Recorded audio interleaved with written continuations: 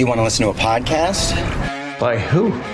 Georgia GOP Congressman Doug Collins. How is it? The greatest thing I have ever heard in my whole life. I could not believe my ears. In this house, wherever the rules are disregarded, chaos and mob rule. It has been said today, where is bravery? I'll tell you where bravery is found and courage is found. It's found in this minority who has lived through the last year of nothing but rules being broken, people being put down, questions not being answered. And this majority say, be damned with anything else. We're going to impeach and do whatever we want to do. Why? Because we won an election. I guarantee you, one day you'll be back in the minority and it ain't gonna be that fun. All right, everybody, welcome back to the Doug Collins Podcast. Glad to have you with us today. As we get started, look, a lot been going on. Friday's Finest, we had a great Friday's Finest last week that sort of headlined some of the issues that I'm going to hit in to talk about a little bit today on Joe Biden. Going after the break, though, I want to dive a little bit deeper into this district court ruling last week on immunity that President Trump had filed on appeal, on an interlocutory appeal, and then it's probably going on to the Supreme Court here very soon. It's going to be an interesting case, a lot of nuance to it, not just as simple as the liberal media wants to say that now it's Citizen Trump, not President Trump. There's a lot of issues that, again, I'm not going to go deep. It's not going to be a legal, seminar exercise for you, but I want you to understand at least some of the legal nuance as we go forward with this, and you'll hear a lot about it over time. Jack Smith thinks this is, his ultimate case of insurrection and against Donald Trump and the things that went on around January 6th. I think there's a long way to go from that. In fact, I think it's not a good case at all. But again, legal minds can differ. I'm willing to admit that on this thing. I just believe this is a political-based trial from Jack Smith. It is something that will be discussed many years from now. But right after the break, we're going to get into this court case. It is an interesting case. It's a case really of first impression, and we need to dive into it. So right after the break, we'll be right back. Hey folks, when you look out and you see the country and just the disarray it is, you see the Biden administration, you see the wholesale prices have just went through the roof again. Inflation is tearing us up.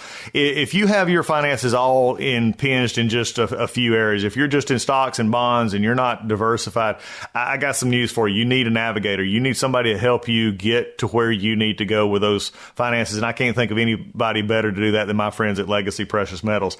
You need precious metals in that portfolio. You need gold and silver. And Legacy Precious Metals, the folks there, they're the navigators. They know how to deal with tough times. They know and how to look ahead and take your personal situation and make it something that can be workable for you in the long term, because that's, at the end of the day, that's the one you're most concerned about. You need to make sure that your personal finances and your retirement are secure. You need folks like Legacy Precious Metals helping you in that. They will take the time to learn you. They'll learn your finance. They'll learn where your investment goals are, and they'll help you get there. And metals and gold right now, in this kind of crazy inflation, in this kind of crazy economy with the Biden's economy, is just, you need that help. And Legacy Precious Metals is the one to do that. So give Legacy Precious Metals a call, 866-528-1903, 866-528-1903, or you can always visit them online at legacypminvestments.com, and you can download their free investor's guide. Legacy Precious Metals, they're the ones you need. They're the navigators to help you through these turbulent times. Hey everybody, Mike Lindell and the MyPillow employees want to thank all of my listeners, the Great Doug Collins Podcast listeners, for your continued support. To thank you, they're offering a overstocked clearance sale right now for the best price you ever use when you use the promo code Collins, COLLINS, and you get free shipping on the entire order. You get 50% off the MyPillow 2.0, the brand new flannel sheets that just arrived and won't last long. Get six-pack towel sets for only $29.98. And take advantage of the free shipping on large items like mattresses and mattress toppers. 100% made here in the United States and on sale for as low as $99.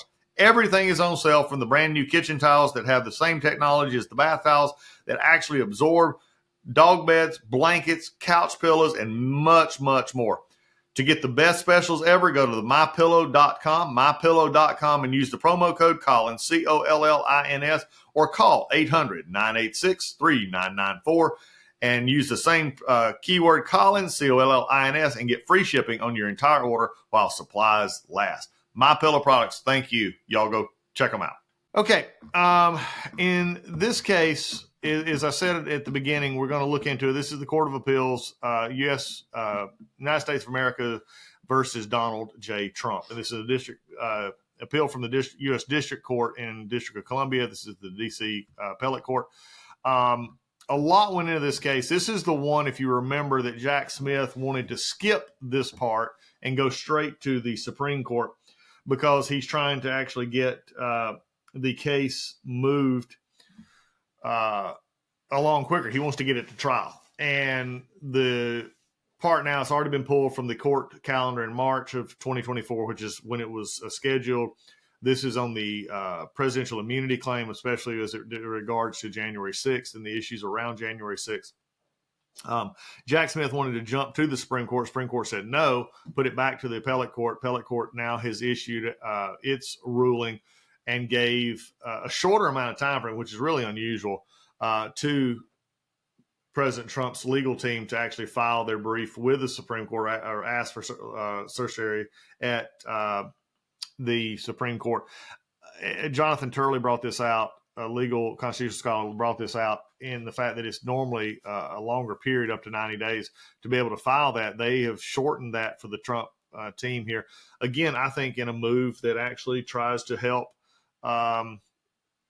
the Jack Smith prosecution. There's just so much about this that's very frustrating as we move forward. But let's just dig into this case and really the understanding of it. And you can find this if you read the case, and I'd encourage you to read it. It's not something you can understand. It's a little bit technical if you're not a lawyer, and it goes back and forth on jurisdiction and cases.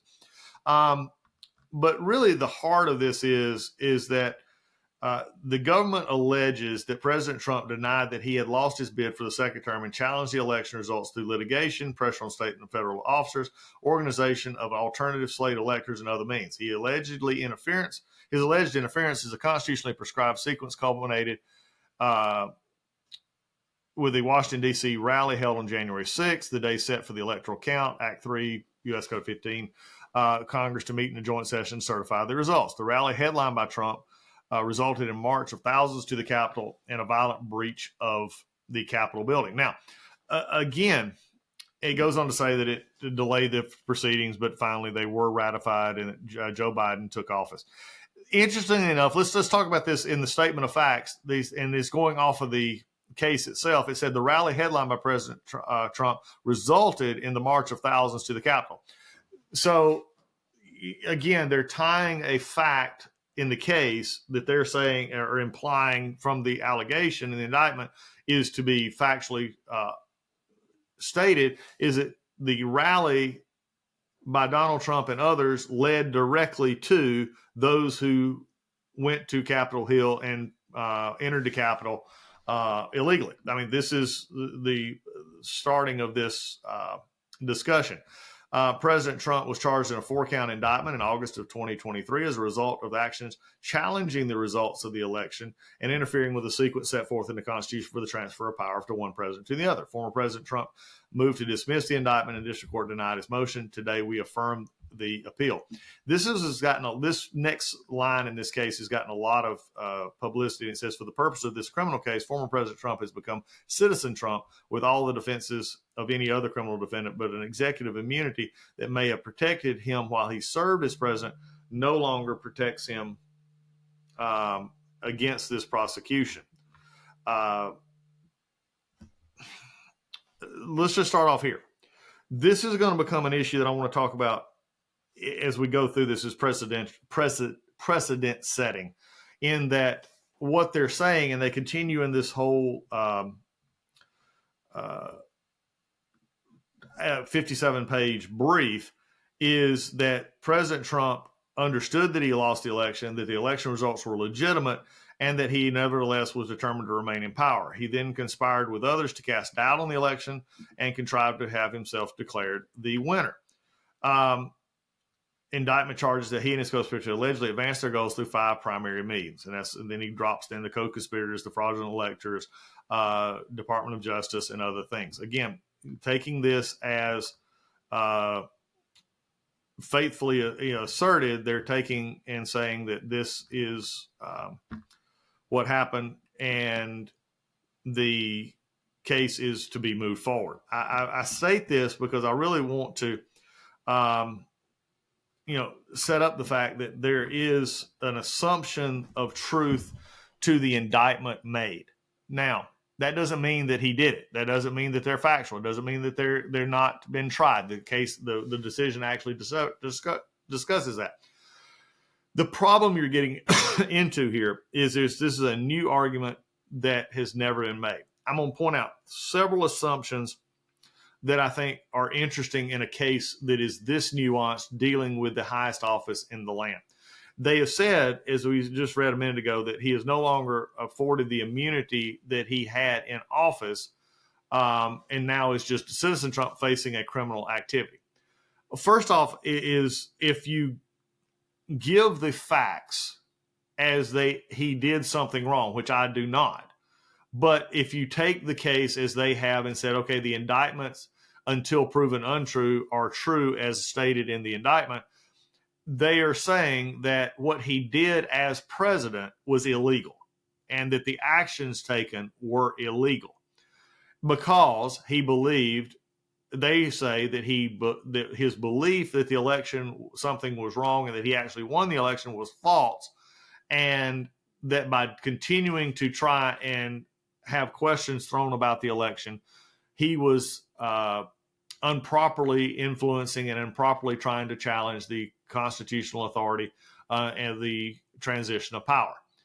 Now, what is not given here, and again, probably the problematic issue here is that if Donald Trump, as he has stated, believes that he was the actual winner, that if some of this would have actually been investigated at different points and irregardless of what had happened at court trials, which, by the way, still to this day, were all mainly thrown out on procedural grounds, not actual equated evidential grounds. They were thrown out for standing and many other things. There have been a couple of cases that have went forward in Georgia and others that are actually dealing with some of the ballot issues. They're still to have to be litigated. I'm not making the determination on what those cases will hold. I'm just simply saying at this point, they're making their whole argument that Donald Trump knew the election was fine and still went about this anyway. I think that's a large leap. And for anyone who knows President Trump knows that he has stated it many, many times that he does believe that he won the election. And looking at this from the case perspective, I'm going to draw the analogy to if he believed that he was acting in his executive capacity to find out what went on with a national election, then what is the difference? And this is where I have the concern about this ruling of any other presidential decision that not only Donald Trump made, that Joe Biden makes, that President Obama made, or that even George Bush made. Because there are things that are given under presidential immunity for decisions made in official capacity that outside of that official capacity are illegal. I give the examples that have been brought forth before, George W. Bush, and dealing in some of the cases that have come before it, dealing in the detainees, the issue of torture being used or supposedly being used, the torture memos as they were called back then, and operating in the wartime environment. You have President Obama, who liked to use drones to blow people up. He was one of the most prolific at it. The one problem that accompanied with that was that he actually knowingly killed Americans without a due process of law. This is an interesting case because if it is stated that he believed it to be true, although it is illegal, what would keep a future prosecutor or Department of Justice from charging the former president in a case of murder, which has no statute of limitations?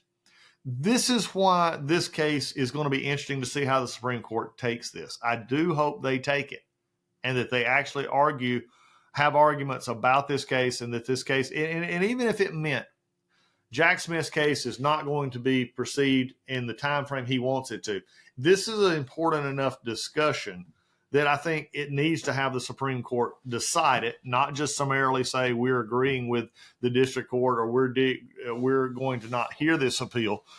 It is important from a perspective of individuals in this country, because this is going to become more and more. We're a more litigious, politicized Department of Justice that we have seen. We saw it under the Obama administration. We saw the questions come up during having to have the Trump administration dealing with prior acts of the Department of Justice, and then having to deal with a special counsel investigation that came up during his administration with Robert Mueller. And now with Joe Biden, and again, opening it up here to a really interesting nuance is what we have seen just this past week, in which a Department of Justice special counsel said that the president himself was not fit to stand trial. That was in essence what he said. So my question to anyone in the Department of Justice, let's just say a Republican, Donald Trump, wins and the Department of Justice looks back on it and determines that actions taken by Joe Biden were not within the scope of the law, and actually his fitness, mental fitness to make certain decisions were called into question by this reading, in my mind, of the reading of this decision to strip presidential immunity simply because he is not in office, would flow back to these cases as well. I would be interested to ask this 3-panel of justices, what if we're talking about the drone cases with President Obama?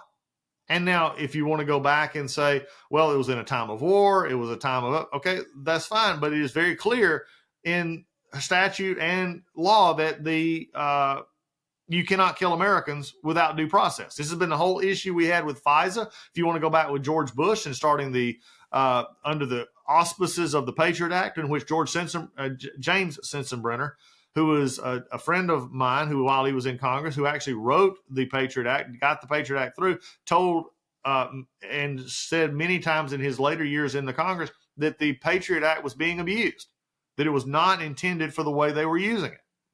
So does that mean that President Bush and President Obama and other presidents up until then who have allowed the Department of Justice to continue to do this and use this process, could they be found legally culpable in not following the law and then presidential immunity not applying?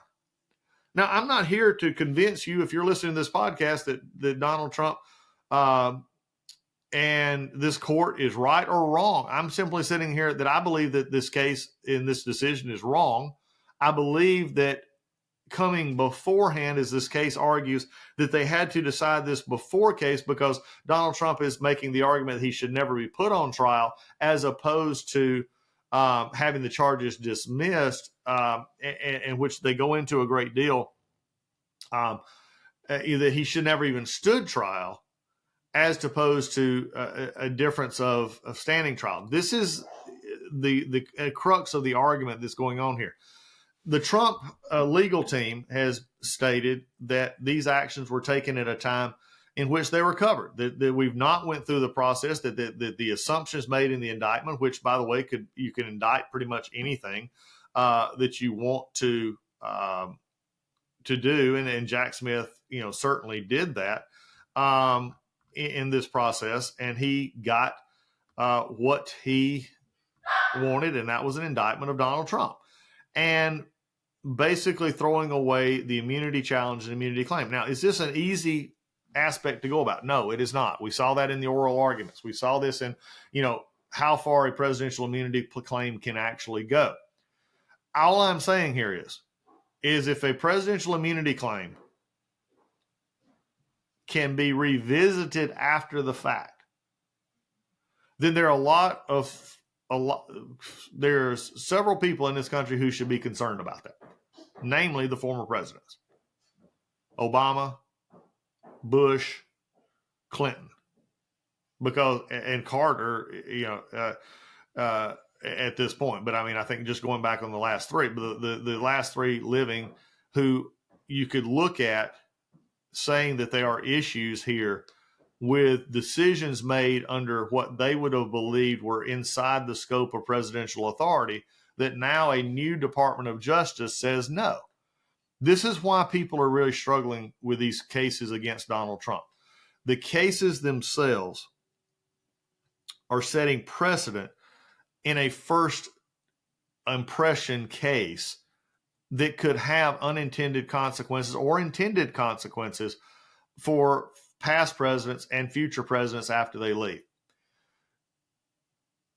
And I don't believe that this court took that into account. I believe that the court, if you read this opinion, is very much of a rosy-eyed view of the Department of Justice and the government in general. Basically, they state in this that the idea that this would have a chilling effect on future presidents is false because it's never happened before. Well, no kidding.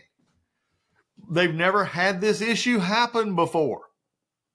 But now, in just the last couple of years, you have seen a Department of Justice that has went after a former president when not going after a sitting president. So, my question is will they now, and this is the case right now, they're not indicting Joe Biden right now in the documents case because, number one, frankly, the prosecutor said he was not fit to stand trial. But let's just say they wasn't doing it because the understood rule in the Department of Justice is you don't indict a sitting president.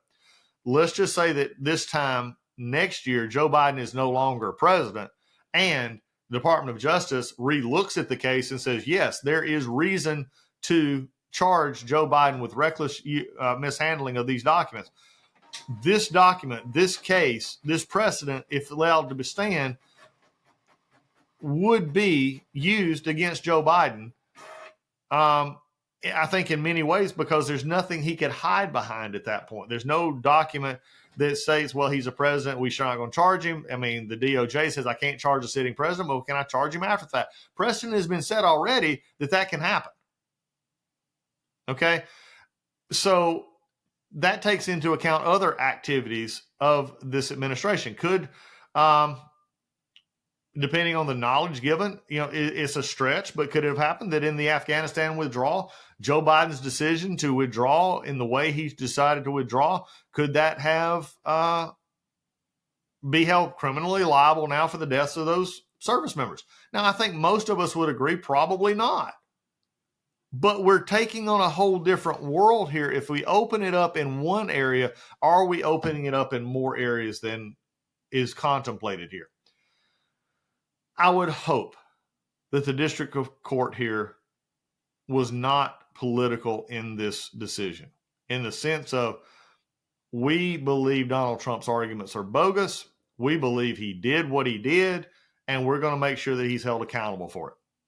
Was there at least some determination, which I'd hope the Supreme Court would actually look at, is what is the possibility of presidential chilling? This is, and not just simply with a dewy-eyed look toward the Department of Justice, that this would never happen in a political vein. We see it being played out in these prosecutions, in which especially one of the documents cases are being very much known, in which there is no presidential immunity from the Joe Biden perspective, because a lot of these documents were basically from his vice presidential days when he had no ability to declassify, his Senate days, no ability to declassify, but yet the Department of Justice says we're not going to indict a sitting president. Could that be overturned? Again, these are the issues that are very disturbing. To me, as I read this case, there's too much deference to a benevolent Department of Justice or government action in this case. There is too little deference paid to what they perceive as actions by a sitting president that were not within the scope of his duties. If the election and making sure the integrity of an election was at least not being able to be asked by a sitting president simply because he is the president that would benefit if there was some issue found, I think is another issue that can be legally discussed here. We're not seeing that. So a lot of issues here. I raised it a few weeks ago when I said on the podcast that there are certain things that determine what will win elections and what will lose in elections. And I always said there's always these things you didn't know. The past 2 weeks have prescribed two of those things that I think are going to be interesting as we go forward. Both of them are going to eventually end up at the Supreme Court. One has already been there. That's the Colorado case on keeping Donald Trump off the ballot. From last week, there's no doubt in my mind that will be a 9-0 or 8-1, 7-2 at worst decision, depending on how they want to frame it, as saying that this clause does not apply to presidents. It doesn't apply to national elections, however they want to describe it. If they wanted to summarily dismiss it because of procedural issues, you'll probably get a full 9-0 court on it. You got that case. Then you got this immunity appeal that's going to go before the Supreme Court. Hopefully they will take it up. Hopefully they will do a little bit more digging and taking into account other aspects of what they believe immunity is. Because if not, we're setting this up to every president being a citizen after they leave, to any Department of Justice that believes they acted outside the law while they were president. I mean, there's no other way to read this, and liberals can spin this however they want to. But Obama, among issues that he had, George Bush, Bill Clinton, Joe Biden, Donald Trump, as this court has said, loses the ability to defer what they did as president to not be charged after the fact by someone who wants to go back and look at history in a different light. You also have the decision by the Department of Justice to not charge Joe Biden in the documents case, in which clearly he kept documents in a reckless manner. Clearly, these were not something that should have happened. Joe Biden's defense is it was all about his staff. There were other people. But the bigger issue is in that report, it actually said that Joe Biden, really, we're not going to bring prosecutorial charges because we believe that he's frankly going to be an old man who has bad memory, and he's not would be something to be sympathetic to a jury. Phrased another way, he's not mentally, frankly, with it enough that we can charge him that he knew what he was doing to stand trial. These are the kind of things that will throw people off. I also think that this one, especially the Joe Biden one this week, could be a hinge point for will Joe Biden actually be the nominee. I think there's going to be a lot of people discuss it. I think at this point, he has shown a stubborn determination to be the nominee no matter what. But I think there's a lot of things that still could be played off here as we go forward. So I wanted to lay this out. I promised I wouldn't go in depth, completely with everything in the case. I took the top lines out of this on things and questions that I hope are going to be answered when the Supreme Court takes this up, but we will see as we go forward. So again, that's where we're at with the election, also with the court cases going forward. Look forward to you being more with us here on the Doug Collins Podcast.